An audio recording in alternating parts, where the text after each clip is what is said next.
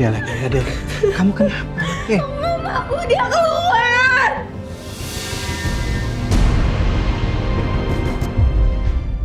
Hentikan penyerangan kepada keluarga Prawira. Baik, setelah saya keluar dari sini, saya akan mengambil cucu saya, darah daging saya.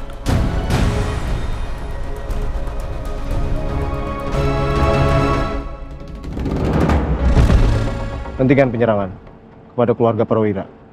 Ini perintah dari Pak Oscar. Emangnya Oscar siapa nyuruh-nyuruh saya? Perintah adalah perintah. Saya bukan anak buah Oscar. Jadi bilang sama dia, saya akan ngelakuin dengan cara saya sendiri. Jadi jangan ganggu rencana saya. Jadi apa rencana Anda? Saya sudah menempatkan pion-pion di keluarga Prawira. Saya pastikan keluarga mereka akan hancur. Dan gak ada yang bisa kalian lakuin untuk menghentikan saya.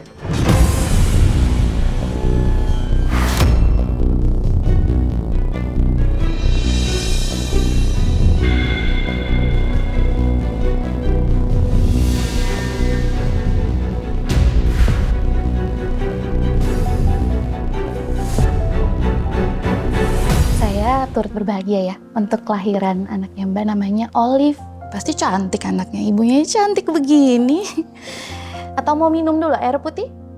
Enggak, udah relax ya, tenang ya. Kita mau tanya-tanya sedikit aja. Jadi, apa sih yang Mbak Ladia rasain saat Mbak Ladia bisa ngelihat Olive? Yang biasanya kan ada di dalam perut nih, terus udah keluar, udah bisa Mbak lihat. Apa yang Mbak rasain? Aku nggak tahu. Aku bingung. Ketika orang-orang melihat Olive bahagia banget, tapi aku nggak bisa ngerasain hal itu. Justru aku ngerasa capek banget.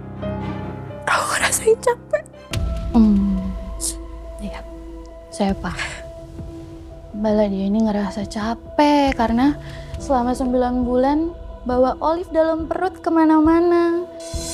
Tapi itu rasa yang dipengenin banget sama jutaan pasangan di luar sana yang pengen punya anak. Jadi Mbak harus bersyukur ya. Saya mau tanya lagi, ada nggak sih di pikiran Mbak yang keganjel gitu? Jadi Mbak bisa ceritain sama saya. Yang nggak bisa Mbak ceritain sama orang lain, Mbak ceritain sama saya. Waktu aku lihat Olive, jadi keinget sama semua hal buruk yang terjadi. Salah satunya ayah dari anak aku.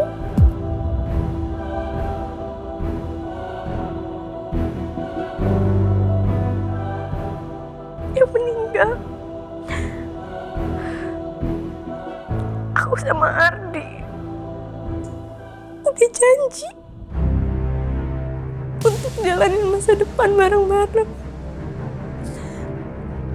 Dan satu lagi, pas bayi itu lahir, setelah itu masalah datang bertubi-tubi. Seolah-olah bayi itu penderitaan aku selama ini.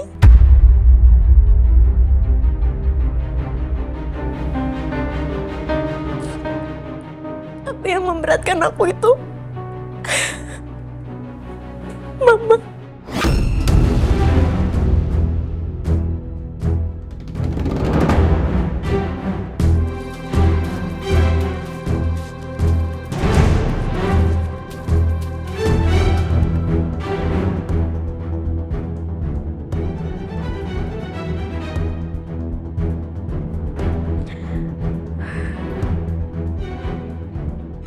Aku pikir aku udah berdamai dengan Mama. Tapi alam bawah sadar aku masih ngerasa takut, Mama.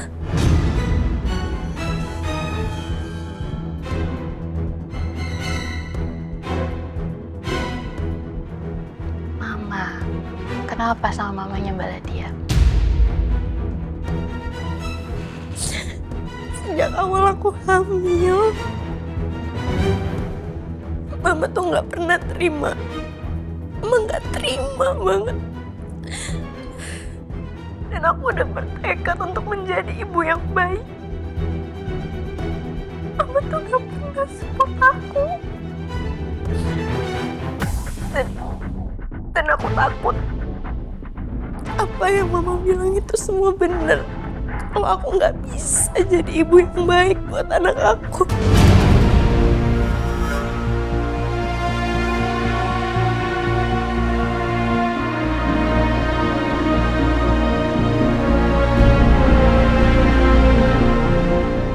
Tapi pada intinya, jangan sampai terjadi apa-apa sama bayinya. Ya. Saya hargai seorang kakek yang ingin melindungi cucunya. Kalian tahu, kenapa kalian selalu gagal untuk menghancurkan keluarga Prawira?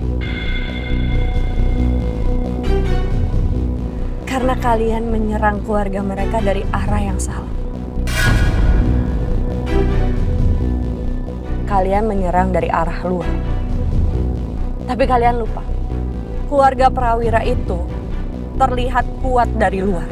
Padahal sebenarnya mereka itu rapuh dari dalam.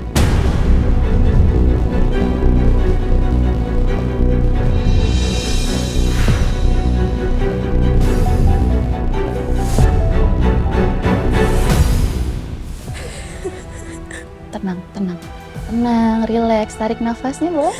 Hembusin pelan-pelan sampai rileks ya. Maaf. Enggak, semua ibu itu baik dan pantas buat anaknya, kan itu udah takdir Tuhan.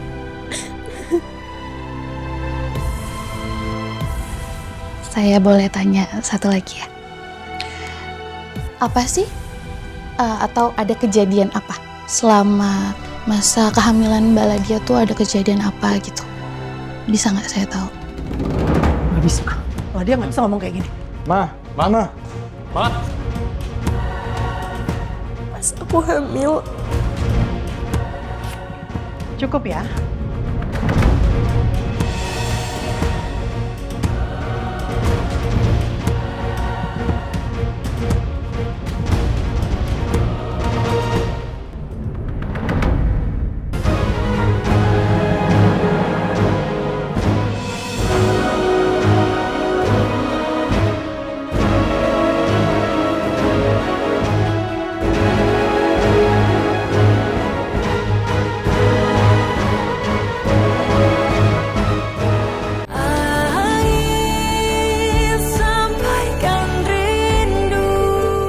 Selama masa kehamilan Mbak Ladia tuh ada kejadian apa gitu? Bisa nggak saya tahu? Nggak bisa. Dia nggak bisa ngomong kayak gini. Mama. pas aku hamil, Cukup ya.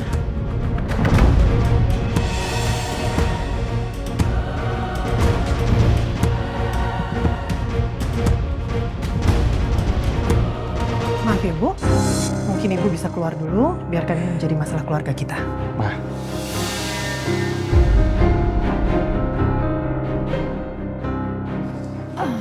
Nanti saya hubungin lagi ya Bu.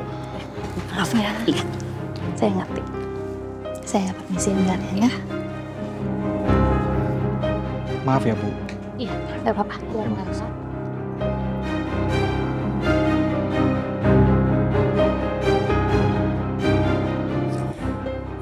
Kamu tuh benar-benar keterlaluan ya Ladia. Selama ini Mama itu berusaha untuk berubah demi kamu. Semua yang kamu mau Mama turutin. Mama rawat kamu, Mama jaga kamu, Mama urusin kamu. Tapi sekarang kamu bisa-bisanya menyalahkan Mama atas semua ketakutan-ketakutan kamu. Mama kenapa sih selalu nyalahin aku dan kritik aku terus-terusan, Ma? Mama kenapa salahin aku terus? Mama tuh gak pernah tahu apa yang aku alamin selama ini.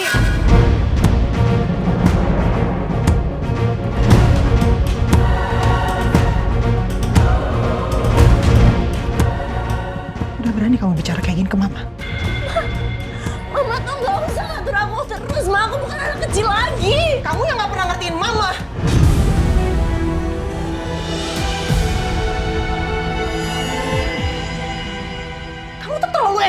Ladia. Semua hal maunya tentang kamu, kamu, dan kamu. Ma, tolong. Jangan salahin Nadia terus. Dia butuh waktu, Ma, buat tenangin diri. Boleh nggak? Saya ngomong dulu sama anak kamu. Ma, udah, Ma. Jangan marahin Nadia, Ma. Dia masih shock sama semua ini.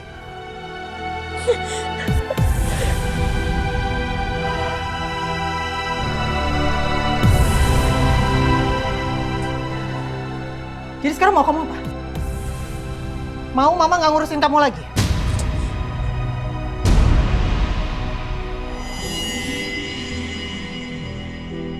Udah! Udah!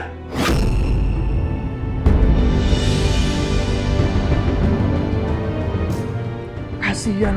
Nadia ini butuh waktu untuk menenangin diri. Jangan memperkeruh keadaan. Coba Mama sekarang tenangin diri Mama. Supaya masalah ini bisa kita selesaikan satu-satu. Bisa nggak?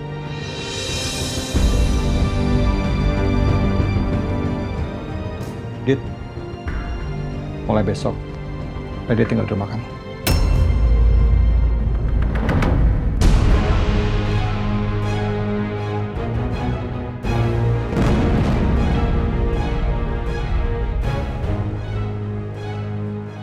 Kenapa harus Dito?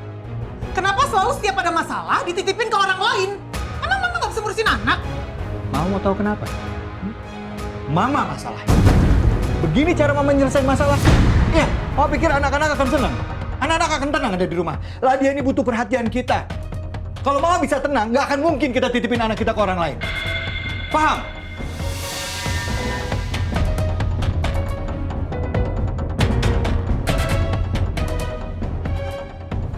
Kayaknya papa bener. Ladia pasti butuh ketenangan di waktu kayak gini. Gak apa-apa, nanti Ariana bantu awasin. Tawarannya masih berlaku kan, Mas? Ya, masih. Makasih, Dit. Sama-sama.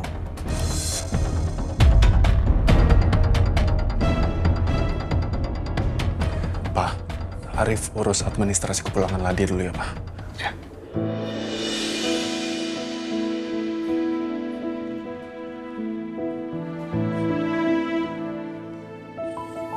Sabar.